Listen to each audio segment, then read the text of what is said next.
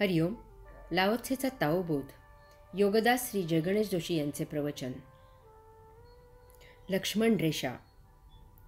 Laozi सांगतो की दरवाजा व्यवस्थित बंद केला असेल तर त्यासाठी कडी कोयंडा लावलेला नसूनही तो उघडता येत नाही. हे एक महाविलक्षण आध्यात्मिक विज्ञान आहे. आपल्याला संस्कार जखडून ठेवतात. अर्थातच याला या कलियुगात नराधमांचा अपवाद आहे हे मान्य, परंतु सर्वसामान्यपणे आपल्या मनावर जे संस्कार झालेले असतात त्यासाठी कायदा सुव्यवस्था लागत नाही. त्या संस्कारांप्रमाणे आपल्याकडून आचरण आपोआप होते. 1900 सालची गोष्ट आहे. माझे एक आजोबा होते. त्यांना देवळात साक्ष द्यायची होती. एका सज्जनाला गुन्ह्यात मुद्दाम गोवण्यात आले होते. काकांनी जर फक्त एक वाक्य खोटे सांगितले असते तर आरोपी सुटणार होता.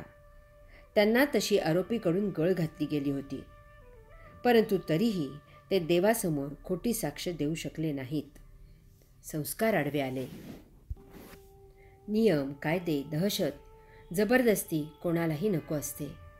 त्याविरुद्ध बंड करण्याचीच प्रवृत्ती असते. प्रत्येकाला स्वातंत्र्य हवे असते. घरात तरुणाईला जर अतिबंधने असली तर संधी मिळताच असे तरुण बहकतात. पाणी दाबून ठेवले तर छोट्या छिद्रामधून त्याचे कारंजे जास्त जोरात उफाळून येते. त्यापेक्षा आस्थेने, मायेने, प्रेमाने, समजुतीने जर तरुणांना वाईट काय असते हे समजावून दिले तर ते तसे करायला धजावत नाहीत. रामायणात सीतेसाठी लक्ष्मणाची रेषा निरुपयोगी झाली. भिक्षा करायला भिक्षा घालणे हा संस्कार उफाळून आला. त्यामुळे पुढे सर्व रामायण घडले. प्रत्यक्षात प्रेम, माया, आस्था, आपुलकी, जिव्हाळा, विश्वास, प्रामाणिकपणा, सचोटी इत्यादी भावनाच परिणामकारक असतात.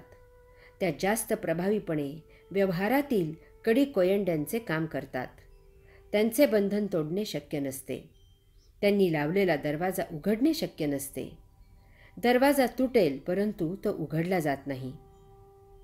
या भावना नसतील तर पती पत्नीला विवाह बंधन जखडून ठेवू शकत नाही. पती पत्नीच्या नात्याला सहजच तिलांजली दिली जाते. घटस्फोट घेतला जातो. राजरोज दुसऱ्याशी संबंध जोडला जातो. परंतु जर या भावना असतील तर प्रसंगी प्राण दिला जातो, परंतु ती बंधने जपली जातात. लाओत्से पुढे सांगतो की दोरीचा उपयोग न करता गाठ जर घट्ट बांधलेली असेल तर ती सोडवता येत नाही. या भावना ज्या प्रकारे गाठी बांधतात त्या मृत्यूपर्यंत तशाच टिकतात. भावनांची दोरी न कापली जाणारी असते. भावनांच्या गाठी न सुटण्यासाठी निर्गाठी मारल्या जातात. त्या सुटणे अशक्य असते. व्यावहारिक दोऱ्या त्याच व्यवहारामुळे सहजच कापल्या जातात. गाठी जखडून टाकल्या जातात. तेथे दोरी करकचून वळ उठेपर्यंत बांधलेली असते. भावनेची दोरी केव्हा लपेटून घेतली जाते आणि त्यात केव्हा गाठ मारली जाते तेच समजत नाही. नकळत सारे घडते आणि त्यामुळे ते कायम टिकते. आपण सारिखे करीती तत्काळ. लाओत्से सांगतो की म्हणून योगी सर्वांना सामावून घेतात. त्यासाठी त्यांच्या दृष्टीने नाकारण्यासारखा कोणीही नसतो. कोणतीही गोष्ट निरुपयोगी, टाकाऊ नसल्यामुळे ते सर्वांचा स्वीकार करतात. साधू, संत, संन्यासी, योगी यांचे हे लक्षण आहे की त्यांच्या सहवासात जे कोणी येतील त्यांना ते त्यांच्यासारखे करतात. एखादा संसर्गजन्य रोग असतो ना, तसे हे आध्यात्मिक लोक असतात. त्यांचा सत्संग म्हणजे परिसस्पर्श असतो. त्यांच्या सन्निध असलेला मुमुक्षू होतो आणि हळूहळू तो योगी होण्यापर्यंत प्रगती करतो. सत्संगाच्या दरबारात पाऊल टाकले की तो त्या दरबाराचा कायमस्वरूपी सभासद होतो. येथे सिंहासन नसते, सरदार नसतात किंवा मानकरीही नसतात.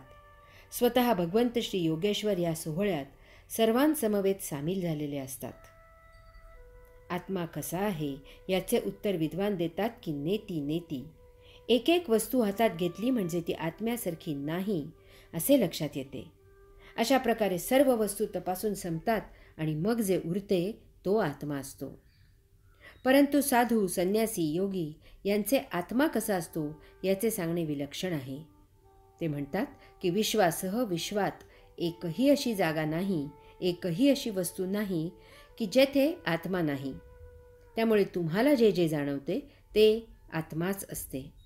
फरक इतकाच असतो की ही जाण नसल्यामुळे जळी स्थळी काष्ठी पाषाणी चराचर सृष्टीतील आत्मा ओळखता येत नाही. याच कारणास्तव संत योगी यांना प्रत्येकात प्रत्येक ठिकाणात आत्मतत्व जाणवते. त्यामुळे ते सर्वांना सामावून घेतात. येथे एकही वस्तू नाकारण्यासारखी नाही. सर्व काही उपयुक्त आहे, स्वीकारण्यास योग्य आहे, संग्राह्य आहे, वापरण्यास योग्य आहे, वापरण्यास योग्य असे करून घेण्यासारखे आहे, रूपांतरित होण्यास योग्य आहे. काळ सतत वाहत असतो. त्यात कोणतीही गोष्ट कायम टिकाऊ नाही. आपण प्रयत्न केला तर प्रत्येकात बदल होऊ शकतो. रोग झाला तर इलाज करता येतो. त्यासाठी प्रत्येक रोग्यात परम ऊर्जेचाच स्रोत आहे. त्याचा उपयोग कसा करायचा याचे ज्ञान साधू संत संन्यासी योगी यांच्या सहवासाने उमजते. काही जणांना जरा जास्त वेळ लागतो इतकेच. त्यासाठी काही जन्म वाट पाहावी लागते. योगेश्वरांची सेवा करत तितकी वाट सहजच पाहता येते. एक दिवस योगधामी यात्रा सुरू होते. चिखलातून जर कमळ फुलू शकते तर विषामधून अमृत तयार होऊ शकते. विषाचे औषध होते, दगडाचा देव होतो, भांगेत तुळस उगवते, वाल्याचा वाल्मिकी होतो. कारण योगी प्रत्येकामधून ती परम ऊर्जा चेतवतात आणि त्याच्या उद्धारासाठी त्याचा सदुपयोग करतात. येथे पात्र आणि अपात्र असा भेद नाही. सर्वजण सुपात्र आहेत. प्रत्येक जण परमात्म्याची यात्रा करण्यास योग्य आहे. यात पथ्य एकच आहे की लढाई करायची नाही. येथे शत्रू नाही आणि मित्रही नाही. सर्व परमात्म्याचे यात्रेकरू आहेत.